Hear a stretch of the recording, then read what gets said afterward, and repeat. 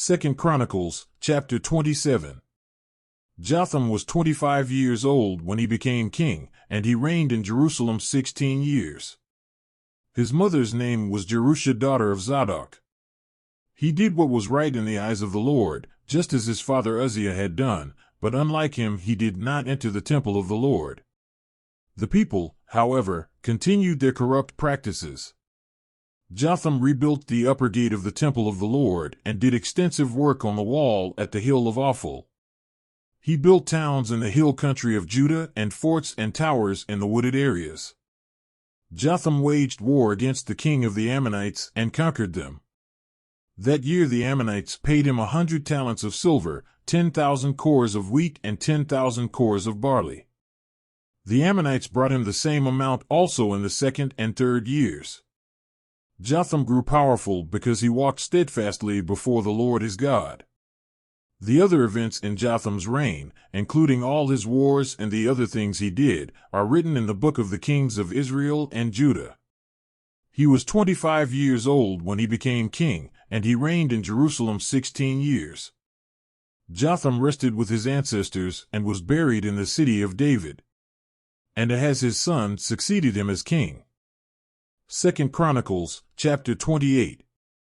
Ahaz was 20 years old when he became king, and he reigned in Jerusalem 16 years. Unlike David his father, he did not do what was right in the eyes of the Lord.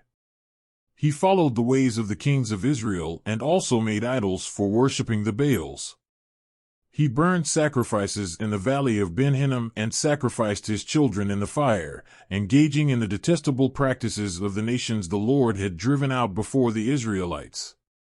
He offered sacrifices and burned incense at the high places, on the hilltops and under every spreading tree. Therefore the Lord his God delivered him into the hands of the king of Aram. The Arameans defeated him and took many of his people as prisoners and brought them to Damascus.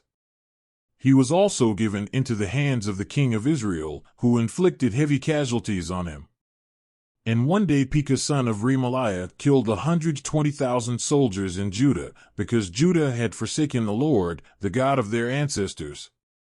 Zichri, an Ephraimite warrior, killed Maaseiah the king's son, Azrikam the officer in charge of the palace, and Elkanah, second to the king. The men of Israel took captive from their fellow Israelites who were from Judah 200,000 wives, sons, and daughters. They also took a great deal of plunder, which they carried back to Samaria.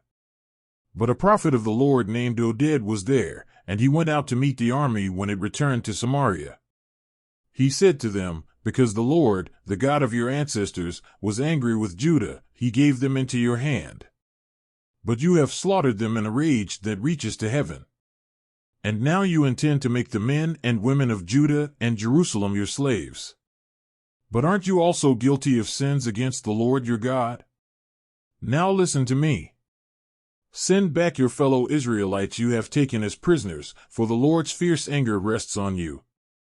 Then some of the leaders in Ephraim, Azariah son of Jehohanan, Berechiah son of Meshillemoth, Jehizkiah son of Shallum, and Amasa son of Hadlai, confronted those who were arriving from the war. "You must not bring those prisoners here," they said, "or we will be guilty before the Lord. Do you intend to add to our sin and guilt? For our guilt is already great, and his fierce anger rests on Israel." So the soldiers gave up the prisoners and plunder in the presence of the officials and all the assembly. The men designated by name took the prisoners, and from the plunder they clothed all who were naked. They provided them with clothes and sandals, food and drink, and healing balm. All those who were weak they put on donkeys. So they took them back to their fellow Israelites at Jericho, the city of palms, and returned to Samaria. At that time King Ahaz sent to the kings of Assyria for help. The Edomites had again come and attacked Judah and carried away prisoners, while the Philistines had raided towns in the foothills and in the Negev of Judah. They captured and occupied Beth-Shemesh, Aijalon, and Gederoth, as well as Soko, Timnah, and Gimzo, with their surrounding villages. The Lord had humbled Judah because of Ahaz king of Israel, for he had promoted wickedness in Judah and had been most unfaithful to the Lord.